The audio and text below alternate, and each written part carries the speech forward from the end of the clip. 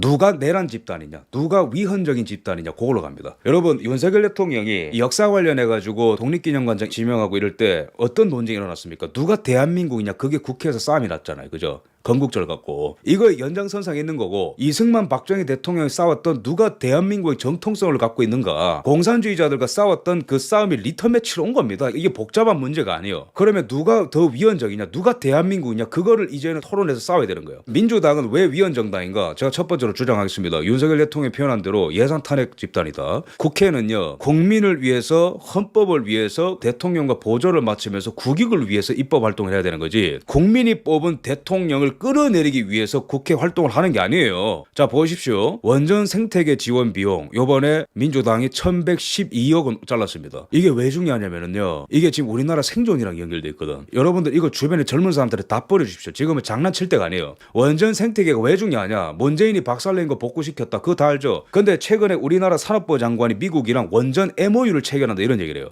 미국이 이제는 전력을 필요로 하거든. 근데 미국이 30년간 원전 생태계가 파괴됐기 때문에 설계 능력만 좀 갖고 있고 유지, 보수, 운영, 제조에 대해서 약해졌단 말이에요, 미국이. 근데 우리가 문재인이 토막 내놓은 원전을 윤석열이 살린 것을 넘어서 체코에 수출하고 이런 일이 일어나니까 미국이랑 MOU 얘기가 나오는 거야. 근데 지금 이 민주당이 뭘 했어요? 원전 생태계 지원금을 1,100억을 잘라버렸어, 최근에. 반국가 집단이죠, 이게. 그 다음에 지금 우리나라에서 어떤 산업이 미국이랑 연결될 가능성이 크냐면은 방산이랑 조선 다음으로 원자로 SMR, 이 새로운 원전 먹거리거든요. 소형 모듈. 이걸로 유럽에 팔아야 되고 미국이 이거를 원한단 말이에요, SMR을. 미국은 이게 전략자산으로 보는 거거든. 근데 이거 한미관계 파탄으로 가는 겁니다. 이거 일부러 이러는 거예요. 원전 수출 보증도 감액을 했고, 첨단 제조 기술 부품 장비 개발도 감액을 하고, 청년 일 경험 지원도 감액을 하고 1,600억을 잘라버렸어요. 청년들 못 살게. 연수사업도 다 잘라버리고. 그 다음에 또 충격적인 건 뭐냐면은 대통령실의 특활비 82억 원 하던 거를 빵원으로 잘라버렸어요. 이 대통령 하지 말라는 거지. 누가 위헌적인 활동을 했고, 누가 내란적인 활동을 했고, 누가 먼저 국정 마비를 시켰냐고. 그 다음에 검찰 특경비 특활비를 잘랐습니다. 587억. 이거 왜 이런 거예요? 이재명, 대북송군, 위정교사, 선거법 위반, 백현동, 성남FC, 김혜경 법카부터 해가지고 줄줄이 소세지잖아요. 근데 이게 수사가 진행이 되고 재판이 진행될 때마다 이재명한테 나쁜 소식이 나오고 그러니까 검찰을 아예 그냥 없애버리겠다는 사인인 거야, 이게.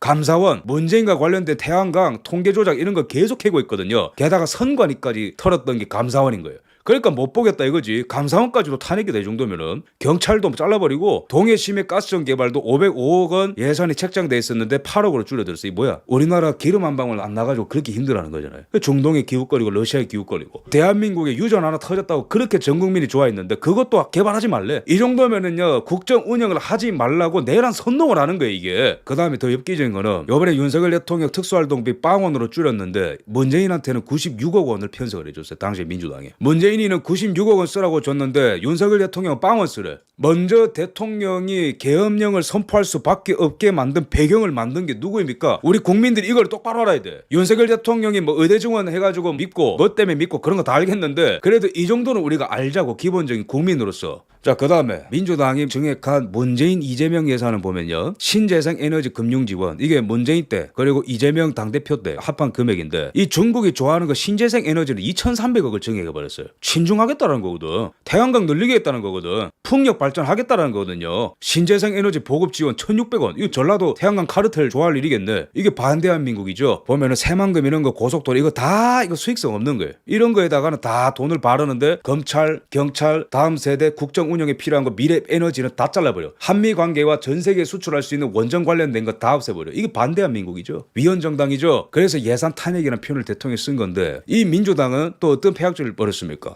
검사를 4만 번을 시켰어요. 후쿠시마 괴담 때문에, 민주당 때문에 1조 5천억을 헛돈을 쓰는 거예요. 돈을 벌기 위한 활동을 하나도 안 하면서 괴담을 퍼뜨려가지고 1조 5천억을 쓰게 만들었다고. 국가 경영을 마비시켜 온 거예요. 이재명이 당시에 선동을 했었고. 이래놓고 하는 또 폐악질이 뭐냐, 윤석열 대통령이 어제 왜 이렇게 화가 난지 이해가 되는 거예요. 국회의원의 내년 연봉이 1억 6천만 원, 예산 줄 삭감하더니 본인들 월급을 쑥 올렸다. 저는 이제 다시 한번 말하지만은 계엄령 찬성합니다. 이게 어제자 기사거든요. 뭐냐면은 윤석열 대통령 예산을 다 잘라. 미래 먹거리나 그런 거 모르겠고 한미 관계는 모르겠고 원전 어떻게 될지 난 모르겠고 우리 호남 좋은 신재생 에너지 다 정액하고 윤석열이 너는 죽어라. 대한민국 다음 세대 다 죽어라. 근데 우리 연봉은 1억 6천만 원 늘려야 되지롱. 이러고 앉아있는 거예요. 여러분 분노해야 됩니다. 이승만 대통령이 불의를 보고도 일어나지 않는 자들은 죽은 백성이라고 했어요. 이거 여러분 주변한테 다 말씀해 주셔야 됩니다. 민주당 왜 위헌정당인가? 다 두 번째 항목입니다. 지속적인 국정마비 시도입니다. 윤석열 대통령이 22차례 탄핵 시도했다고 하는데 민주당이 임기 시작하고 나서 뭐 사고 나면 행안부 장관 탄핵, 검사 안동아 대북송금 수사한다고 탄핵, MBC랑 자기들 나팔수 지킨다고 이동관 방통위원장 탄핵해, 이재명 수사한다고 송준석, 이점석, 이동, 임홍석, 김영철, 강백신, 박상효, 엄희준 이재명 수사하는 이유만으로 다 탄핵을 하는 거예요. 방통위원장 또 탄핵해. 탄핵 중독인 거예요. 근데 이게 왜 심각한 일이냐면은 이게 보면은 18건으로 집계돼 있습니다. 과거 기사기 때문에 여기 4건을 더 더해야 되는 거예요. 최근에 검사 3명에 감사원장 1명까지 합하면은 그러면은 22명을 총 탄핵 시도를 한 건데 민주당이 다른 정권이랑 비교해 보십시오. 다른 정권에는 한두 건이거든 탄핵 시도가. 근데 보면은 윤석열 정부 때는 22건 탄핵 시도가 된 거예요. 누가 지금 내란 시도를 한 겁니까? 누가 지금 반대한민국적인 내란 시도를 한 거냐고. 비교해 보십시오. 이게 지금 나라인지 이게. 이런 인간들이 뭐만 하면 선동해가지고 뭐 몇 쪽 갉아먹고 음모론 퍼뜨리고 근데 자기들만 월급 가져가. 이거 여러분 이거 해산시켜야 되는 정당입니다 이거. 지금 우리는 이 대한민국의 역사 가운데 가장 중요한 구간으로 들어가고 있습니다. 그 다음에 윤석열 대통령이 그러면은 뭘 잘했냐? 잘한 거 맞습니다. 너무 많은데요. 제가 여기서는 중요한 내용의 줄기가 아니기 때문에 짧게 말씀드리자면은 그 윤석열 대통령은 뭐와 싸우고 있었는가? 이 자들이 윤석열 대통령의 전진을 막기 위해서 바지가랑이 잡을 때 윤석열 대통령 민노총이랑 투쟁했습니다. 2년 반 동안. 숫자가 말해주는 거예요. 이것도 최근 기사인데 민노총의 조합은 40%가 이제는 우리가 막장으로 투쟁하는 게 효과적인 게 아닌 것 같다라고 고백을 하고 이래요.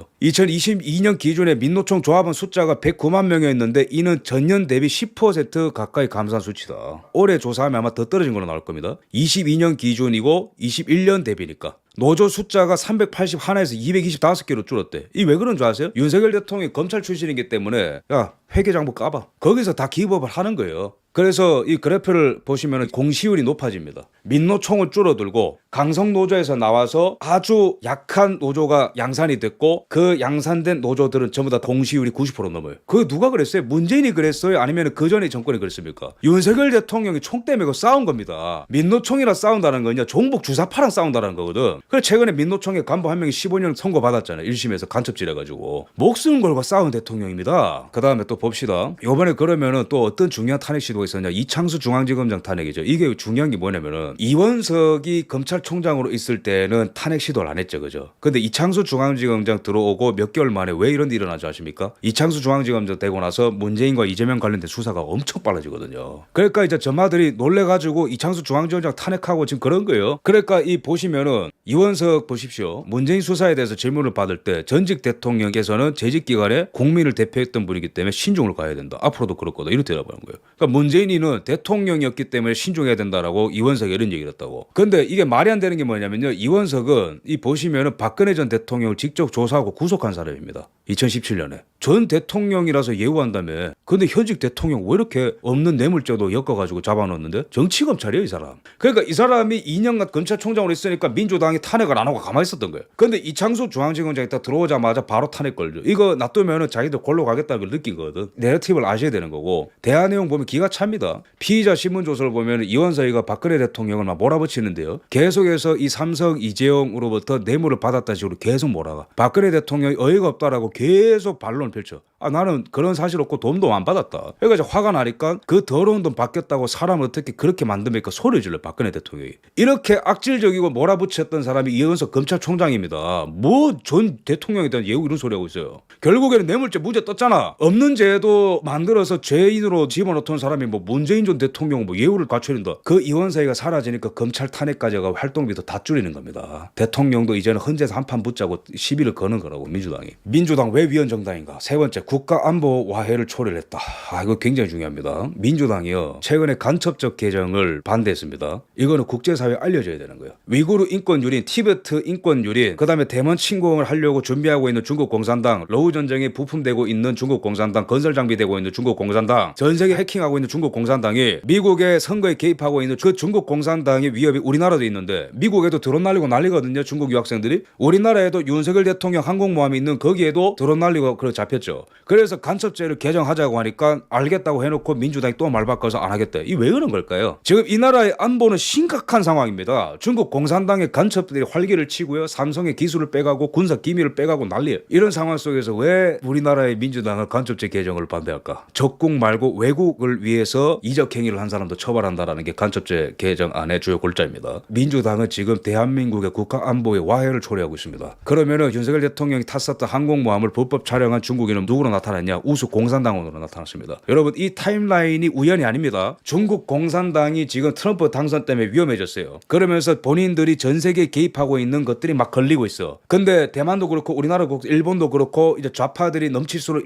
중국 공산당이 좋거든. 근데 여 보면은 윤석열 대통령 항공모함을 촬영한 중국인이 결국엔 우수 공산당원으로 지금 밝혀졌단 말이에요. 며칠 전에, 이틀 전에. 근데 민주당이 이 타이밍에 딱 간첩법 개정안을 반대를 해. 이게 우연인 줄 아십니까? 그래서 윤석열 대통령 이거는 반국가 행위를 한다고 낙인을 찍고 헌재에서 마지막 승부를 보자라는 거예요. 누가 대한민국인지. 그리고 그 공을 지금 대한민국 국민들한테도 돌린 겁니다. 일정 부분을. 지금 우리나라 해군 사병이 1,000만 원에 중국에 한미훈련 기밀을 넘기는 나라가 됐습니다. 지금 우리나라는 간첩법 개정이 필요합니다. 또 얼마 전에 정보사의 군무원이 화이트 요원, 블랙 요원 명단을 중국인한테 넘겼고 휴미트 절반이 발각되어서 북한에서 곡사포로 처형된 일이 있었습니다. 이 정도로 지금 국가안보 정보기관이 다 무너지고 있는 거예요. 국정원도 제 역할 못하고 문재인이 다 물들어나서. 지금은요 이승만 박정희 대통령이 지금 이 순간을 살았다면 저는 똑같은 선택을 했다고 봅니다. 장담합니다. 왜? 똑같은 위기 속에서 똑같은 선택을 했기 때문에. 그 다음에 대한민국의 이 민주당은요 왜 위헌정당인가? 대한민국 안보를 와해하고 있는데 이 그림을 보셔야 됩니다. 종북 주사파와 결탁을 하고 있다. 이게 과언이 아닙니다. 윤석열 대통령 발언이. 최재형 북한에서 내려온 것이 확실시 되는 주체 사상은 인민의 혼의 안에서 살아 숨쉬는 영원한 에너지다. 뭐 이상한 소리 한 최재형. 이 사람은 촛불 행동이랑 어울리는 사람이에요. 촛불 행동의 김민웅은 민주당의 김민석 최고위원의 형입니다. 외곽에서 활동을 하고 탄핵 군부를 떼고 국회 안에서는 이자들이 탄핵 청문회를 열고 이런 구조인 거예요. 그래서 이게 한 세트다 이렇게 보는 겁니다. 넘어가고요. 우리나라 산업 자체가 지금 반도체, 디스플레이, 2차 전지 전부 다 중국한테 다 역전당했습니다. 자, 점유율 보시고요. 통신기기, 선박, 자동차, 철강, 석유화학 모조리 다 따라잡혔습니다. 이제는 우리가 중국한테 속국이 되느냐 마느냐 그 기로에 있는 거예요. 대한민국의 청년들이 각성하라. 중국의 속국으로 되도록 내버려 둘 거냐? 자유 대한민국으로 국익의 결단을 해서 살릴 거냐? 조선도 중국한테 밀리고 있대. 67대 20. 철강 저가에 중국이 덤핑을 때려가지고 우리나라 철강업체 다 죽고 있어요. 그래서 윤석열 대통령이 외교 분쟁이 일어날 거 알고도 최근에 뭘 꺼냈냐? 중국의 저가 철강에 관세 부과를 검토했어요. 어제입니다. 어제 아주 중요한 기사가 많았던 거예요. 그러면 중국 입장에서 뭐죠? 대한민국의 보수 대통령 날려야지. 이렇게 되는 겁니다. 상황이 지금 신중이냐 반중이냐 글로 가는 거라고. 자, 그럼 윤석열 대통령 반도체 관련해서 뭐 했냐? 네덜란드랑 외교 잘해서 네덜란드 ASML 최대 노광장비 기업, 전 세계 노광장비 90% 공급, 한 대 5천억, 연간 100대만 생산하는 ASML로 쓰면 반도체 안 들어갑니다. 근데 이 ASML이 있는 네덜란드랑 외교를 잘해서 당선되고 그 해부터 관리를 잘해서 반도체 R&D 센터 투자를 해달라고 해서 우리나라한테. 그래서 결국에는 올해에 확정이 됐지 않습니까? ASML 최초로 해외에 R&D 센터를 짓게 됐는데 그게 우리나라 대한민국이다. 철저히 미국이 주장하는 반도체 디커플링 속으로 들어오는 거거든요. 공급망 불확실성 속에서 ASML을 우리 쪽으로 끌어오는. 삼성이 지금 파운드리 시장에서 점유율 딸리니까. 이런 국익적인 애국적인 행보를 하고 있던 대통령이 윤석열 대통령입니다. 자, 그 다음에 화웨이 전수조사까지 했다. 문재인은 이거 거부했습니다. 트럼프 정부에서 화웨이 전수조사 해달라는 거 문재인은 거부했거든요. 외교 분쟁 생길 거도 알면서도 윤석열 대통령이 2024년 4월에 국정원한테 시켜가지고 화웨이 장비를 우리나라 정부기관이 얼마나 쓰고 있는지 전수조사를 했어요. 이런 것도 알아야 된다고. 자, 그 다음에 넘어가면은 대미 투자를 확대해서 세계 1위, 미국에 투자한 세계 1등 국가가 우리나라입니다. 전체적으로 글로벌주의, 세계주의, 친미, 자유국가 속으로 들어가서 자유국가들에게 영향을 미치는 글로벌 자유국가 국가의 코너스톤 역할을 했던 게 윤석열 정부라고. 이 나라가 안보가 어려워? 그럼 방산 수출해줘. 이 나라가 전력이 딸려? 그러면 원전 수출해줘. 이 나라가 반도체가 없어? 그러면 반도체 제공을 해줘. 대한민국 없으면 이 전 세계 자유 문명이 굴러가지 않습니다. 이제 그 정도로 중요한 역할을 했다고. 문재인이는 거기서 다 탈피를 했고, 그 다음에 일본과의 관계를 잘해서 불화수소 의존도를 중국에서 일본 쪽으로 돌렸습니다. 우리가 중국이랑 외교 분쟁이 생기면 반도체 수급이 끊길 뻔했거든요. 중국한테 이렇게 되면은. 근데 한미일 동맹이 강건하기 때문에 일본 쪽으로 돌린 거예요. 대한민국의 정말로 위험한 상황에 대비해가지고 이런 거를 다 해놓은 대통령입니다. 어디 이런 대통령을 탄핵하냐고. 그다음에 윤석열 대통령이 또 뭐 했냐. 문재인과 이재명은 중국의 셰셰, 대만의 셰셰, 뭐 중국은 삼봉오리 이런 집단이 어떤 정책을 했는가 제가 보여드렸고, 윤석열 대통령은 자유 대한민국과 대한민국을 긍정하는 정신을 우뚝 세우고 미국이 주도하는 글로벌 해양 세력 가운데 네트워크 가운데 대한민국을 밀어넣었단 말이에요. 그것도 모자라서 대한민국에 참 우리나라 보훈처가 이때까지 잘 못해가지고 참전 용사들도 소홀히 돼가지고 옷도 제대로 된 거 못 입었는데 윤석열 대통령 국가보훈부 만들어가지고 우리나라의 이 군 기관 같은 것도 살려놨어요. 이런 대통령이 있었습니까? 물론 이때까지 보수 정권이 하던 거에 연장선상에 있는 거지만 이런 것들을 우리가 알아야 된다는 거예요. 자, 그 다음에 국회. 우리나라 헌법에 보면요, 제3장 국회 40조에 보면 입법권은 국회에 속하죠. 이런 권한이 있습니다. 하지만 책임이 있어. 국회, 너네 책임이 있다고. 여러분 논쟁에서 지지 마십시오. 감히 헌법을 위반하는 내란죄를 저질러 계엄령? 노노노. 이미 국회가 자신들이 갖고 있는 권한을 남용하고 오용했습니다. 무한대로 탄핵 시도를 했거든. 그러면 헌법상 대통령한테 있는 권한인 계엄령 선포를 왜 하면 안 되는데, 너네가 먼저 2년 반 동안 대통령 바지가랑이 붙들고 탄핵 시도를 22번을 했으면 윤석열 대통령도 그에 합당한 헌법에 명시된 자신의 권한을 쓰는 거예요. 그게 대한민국 민주공화국의 헌법의 골자라고. 그러면은 국회는 권한은 남발했는데 어떤 책임을 졌나 봐야지. 국회의원은 국가 이익을 우선하여 양심을 따라 직무를 행하고 그 지위를 남용하여서 국가 공공단체 또는 기업체와의 계약이나 그 처분에 의하여 재산상의 권리 이익 또는 직위를 취득하거나 타인을 위하여 그 취득을 알선할 수 없다. 쉽게 말하면 부정부패 비리하지 말라는 거예요. 당신들이 그만큼 권한이 세면은 그만큼 책임을 지라는 거지. 그 책임을 안 지면은 위헌정당. 국회의원은 청렴의 의무가 있다. 어이 민주당, 청렴의 의무를 지켰어? 물어봐야 된다는 거예요. 우리 국민들이. 민주당과 관련된 사법 리스크가 이렇게 많아요. 송영길 돈봉투 뿌리고 막 난리가 났죠. 그죠? 최근에 관련자들 유죄 판결 받고 난리야. 이재명 위정교사, 선거법 위반, 대장동, 백현동, 법인카드, 성남FC 뭐 끝도 없이 이어지죠. 그죠? 근데 최근에는 이화영 녹취록이 터졌는데 김성태가 사실은 이재명 사법 로비하는데 돈을 냈다. 누구한테 했을까요? 권순일한테 했을 가능성이 굉장히 큽니다. 이런 게 녹취록이 터졌고 입법부와 사법부의 사법농단과 입법농단이 버젓이 있는데도 처벌받지 않는 이 나라가 국가 비상사태 안에 있는 게 아니라면 어떤 나라가 비상사태 안에 있는 겁니까? 그리고 이러한 집단은 종북 주사파와 놀아나는 집단이다. 이런 식으로 커렉션이. 이걸 꼭 알아야 됩니다. 이 대만의 사례를 봅시다. 이제 윤석열 대통령이 국제사회에 메시지를 내야 되는 거예요. 지금 미국에서도 보면요, 보수주의자들이 한국 상황을 잘 모르고 민주주의 위협받고 있다 이런 얘기하는데 그거 빨리 바로잡아야 됩니다. 이게 대만과 한국의 사례와 이런 거를 역사의 사례를 막 얘기해야 되는 거예요. 윤석열 대통령이. 대만 같은 경우에 2달 전에 어떤 일이 있었냐면은 총통견제법 대부분 위원이라면서 대만 헌재에서 국민당이 입법 폭주를 할 때에 기각을 때린 거예요. 무슨 말이냐면은 라이칭더가 새로운 민진당 반중 정당이 총통을 배출했죠. 올해. 근데 국회는 우리랑 비슷한 거예요. 국민당이 제1야당으로 의석수를 많이 가져갔단 말이에요. 그러니까 그 야당 국민당 친중이거든요. 반중 라이칭더를 계속 못 살게 구는 거예요. 그래서 어떤 입법 시도를 했냐면은 총통견제법. 자, 첫 번째, 우리가 원할 때 총통은 국회에 나와서 소상히 모든 걸 다 설명해라. 두 번째, 대만의 국민들은 국민당이 요구를 할 때에 정확한 팩트를 제시해야 된다. 이거 보면 입법 독재법이거든요, 이게. 근데 그게 대만 헌재에서 위헌으로 선언이 되면서 기각이 난 거예요. 그래서 반중 라이칭더 총통이 국정 운영에 탄력을 받게 됐다. 윤석열 대통령이 국제사회에 이런 메시지를 던져야 됩니다. 지금의 시대 정신은 반중이다. 트럼프 당선 이후로 1번부터 7번까지 다 반중이다. 관세를 때려도 반중이고 장벽을 세워도 반중이고 마약이 들어오는 것도 반중이고 모든 게 다 반중이다. 트럼프는 부정선거 규명도 반중이고. 근데 지금 중국을 견제하는 데 있어서 일본, 대만, 대한민국이 너무 필요한데 대만과 대한민국의 거대 야당이 폭주를 하고 있다. 친중 정당들이. 그래서 우리 대한민국을 지켜야 된다. 이런 식으로 연설을 좀 해야 되는 거예요. 빨리. 대만은 일단은 이 위기를 벗어났는데 지금 우리랑 상황이 비슷한 겁니다. 대만이 지금. 마지막입니다. 왜 한국을 지켜야 되는가? 그럼 전 세계는. 한국은 코너스톤입니다. 대한민국 없이 반도체 없고요. 글로벌 공급망 없고, 대한민국 없이 원전 시장 확대 없고, 대한민국 없이 러시아랑 중국의 원전 세계 시장 점유율을 위협할 수 있는 방안 없고, 대한민국 없이 미국의 조선업이 일어날 수 있는 방법 없고, 물론 제가 좀 과장을 섞었지만 이런 식으로 얘기를 해야 된다고. 대한민국의 도움이 없이 한미일 공존 없고, 대한민국 없이 인도태평양의 대전략은 없어지는 거예요. 대한민국의 지정학적 가치, 미국이 그리는 오키나와 괌, 대만, 필리핀을 잇는 사슬이 무너지는 거예요. 친중 국가로 떨어지는 순간부터 오키나와 괌, 대만, 필리핀, 대한민국을 잇는 사슬이 다 무너지는 겁니다. 자, 두 번째, 대러시아 전략 위협입니다. 러시아는 우크라이나 북극해 북한을 잇는 큰 프로젝트를 지금 그리고 있는데 대한민국 없이는 북한을 잡을 수가 없고 러우 전쟁 다음에는 폴란드와의 전쟁이 될 수 있습니다. 그럴 때는 대한민국의 한 축을 감당하지 못하면은 러시아 견제도 안 되는 거예요. 세 번째, 대한민국은 2023년 최대 대미 투자국입니다. 삼성, SK, 현대, 하나 등 전 분야에 걸쳐서 전 세계 시장을 선도했었던 기업들이 있는 곳이 대한민국이라고. 대한민국을 포기하면 안 된다는 거예요. 네 번째, 대한민국이 쓰러진다면은 인류 역사상 가장 악랄한 중국 공산당과 북한의 전체주의 체제에 자유문명 보루 중에 하나인 대한민국의 쓰러진 선례가 남게 되면서 세계 3차 대전으로 가는 겁니다. 이 내용을 갖고 지금 윤석열 대통령은요, 대국민 담화문과 전 세계 대상으로 지금